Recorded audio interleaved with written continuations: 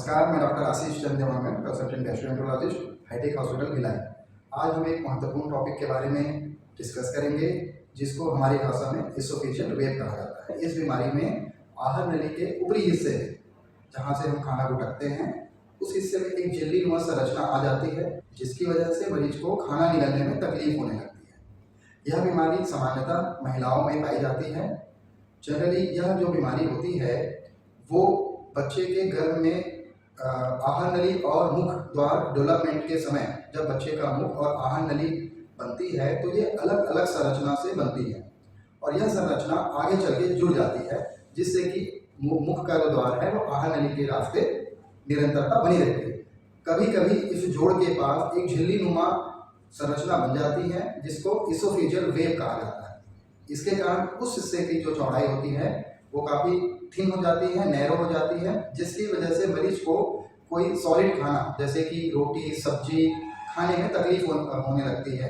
यद्यपि यह बीमारी जन्मजात होती है, परंतु इसके जो लक्षण होते हैं ये वयस्क अवस्था में, जनरली 14 साल से 20 साल की उम्र में प्रस्तुत होना चालू होता है। चूँकि यह समस्या इसको बहुत पहले से होती रहती है, तो मरीज इस कारण से अपना आहार परिवर्तित कर लेता है।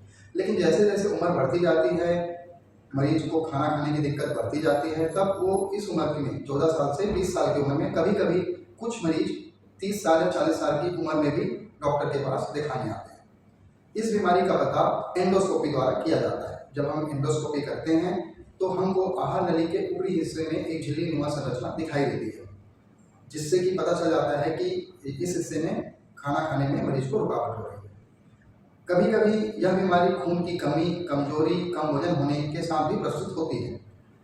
इस बीमारी का इलाज क्या है? इस बीमारी का बहुत ही सिंपल, साधारण और परमानेंट इलाज है इसोफेजियल डायलिसिस। इसमें हम क्या करते हैं, इस झिल्ली-नुमा संरचना को एंडोस्कोप के द्वारा देख के एक पतली सी तार होती है जिसको हम वाइड वायर बोलते हैं, वो इस झिल्ली-नुमा संरचना के आगे डाल दिया जाता है तथा इस झिल्ली-नुमा संरचना को एक डायलेटर, जिसको हम बोलते हैं एफजी डायलेटर, इसके द्वारा चौड़ा कर दिया जाता है, जिससे कि ये झिल्ली-नुमा जो संरचना है वो ब्रेक हो जाती है, फट जाती है और जो वहाँ पे रुकावट हो रही है खाना खाने में वो बंद हो जाती है और यह परमानेंट सॉल्यूशन होता है। उसके बाद चूंकि ये झिल्ली-नुमा संरचना ब्रेक हो गई है, फट गई है और केवल उसी हिस्से में आहार नली पतली थी, तो वो हिस्सा चौड़ा हो जाता है, जिससे मरीज को पूर्णतः आराम मिलता है।